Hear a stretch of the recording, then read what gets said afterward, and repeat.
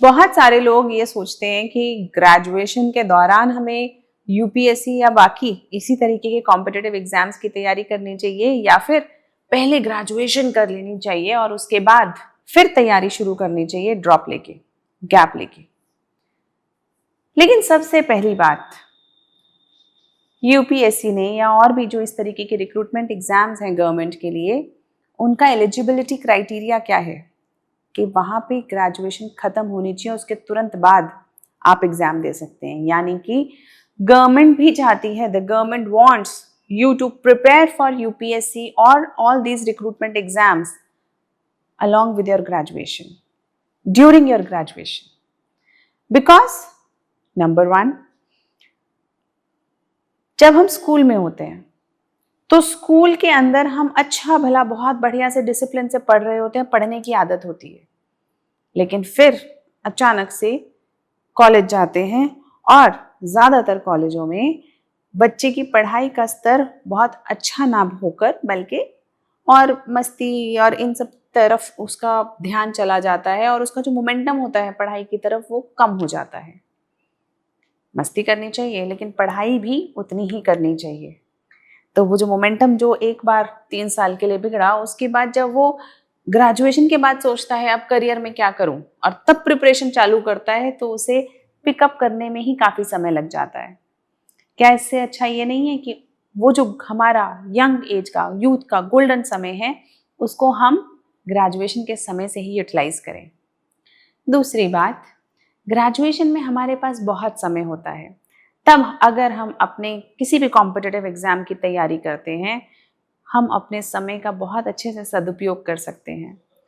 हमारे पास वो एनर्जी होती है जिसे हम लगा के तैयारी कर सकें, क्योंकि ये तो हमें सबको ही पता है कि जैसे जैसे उम्र बढ़ती जाती है हमारी कॉम्प्लेक्सिटीज, ट्रबल्स और पढ़ने की क्षमता ये सब कॉम्प्लिकेटेड होता चला जाता है। तीसरी बात, अगर आपने ग्रेजुएशन में ही पढ़ाई कर ली है तो उसके बाद आप पोस्ट ग्रेजुएशन ज्वाइन करके अपने अटेम्प्ट्स दे सकते हैं।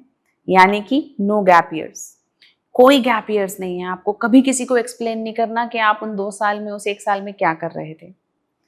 यानी कि आपको यूपीएससी के इंटरव्यू में भी बताने की जरूरत नहीं है, क्योंकि यूपीएससी में भी इंटरव्यूअर पूछते हैं कि क्या आप सिर्फ 4 साल तक सिर्फ यूपीएससी की तैयारी कर रहे थे या फिर कोई भी कॉम्पिटिटिव एग्जाम है, सीएपीएफ है, सीडीएस है या बहुत सारे जो एग्जाम्स हैं, कि क्या खाली बैठ के सिर्फ एक कॉम्पिटिटिव एग्जाम की तैयारी कर रहे थे। यूपीएससी भी चाहता है और ये सारे ऑर्गेनाइजेशंस चाहती हैं कि बच्चों का समय कम लगे। इसीलिए तो आपने देखा होगा ना, नंबर ऑफ अटेम्प्ट्स कम कर दो, नंबर ऑफ ईयर्स कम कर दो। क्यों? क्योंकि वो ये देख रहे हैं कि बच्चे कितना समय बर्बाद करें। लेकिन अगर आप ग्रेजुएशन के साथ करते हैं तैयारी, समय बचा, कोई गैप ईयर नहीं है, किसी गैप ईयर का आपको एक्सप्लेनेशन नहीं देना और 3 साल की कॉम्प्रिहेंसिव तैयारी हो जाती है। यानी कि इट सेव्स टाइम। इसके अलावा अगर आपको कोई भी और चॉइस करनी है, सपोजिडली आपको 1, 2, 3 अटेम्प्ट के बाद लगता है कि नहीं शायद ये मेरे लिए उतनी अच्छी चॉइस नहीं है, तो आपके पास ये ऑप्शन है कि आप सही उम्र में सही समय से अपने करियर को स्विच कर सकते हैं। यानी कि we have to understand that the period of graduation is very important for us. बहुत इंपॉर्टेंट पीरियड है वो हमारे लिए, जिसको कि मूवीज देख के वो जो कल्चर एक डेवलप होता है ना, कॉलेज कल्चर, उसको जो करा जाता है, उसके नाम पे ऐसा करा जाता है कि जैसे पढ़ाई इंपॉर्टेंट ना हो, दोनों इंपॉर्टेंट है। एक्सपोजर, स्पोर्ट्स, मस्ती, enjoyment with friends, hostel life, ये सब इंपॉर्टेंट है और साथ में पढ़ाई भी इंपॉर्टेंट है, बिकॉज करियर बनाने का भी यही समय है। क्योंकि बाद में जब ये समय निकल जाता है और उसके बाद जो 1, 2, 3 साल प्रिपरेशन में समय निकलता है, उसके बाद इंसान को लगता है, बच्चे को लगता है कि अरे अब मैं इतने साल का हो गया, मेरे इतने साल वेस्ट हो गए, अब मैंने क्या किया।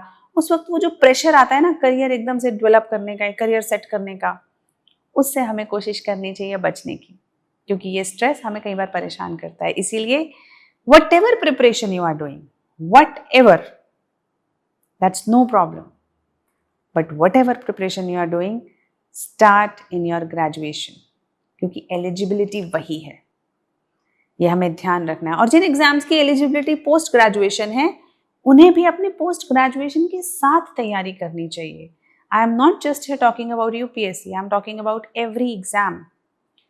ऐसे भी बहुत सारे बच्चे मेरे पास आए जो शायद नीट दे रहे थे, आईआईटी दे रहे थे, और अब वो उनका अगर सिलेक्शन नहीं हुआ तो वो ड्रॉप लेना चाहते हैं। मैं उन बच्चों को भी यही सलाह देती हूँ कि ड्रॉप मत लीजिए, आप कुछ भी और ज्वाइन कर लीजिए।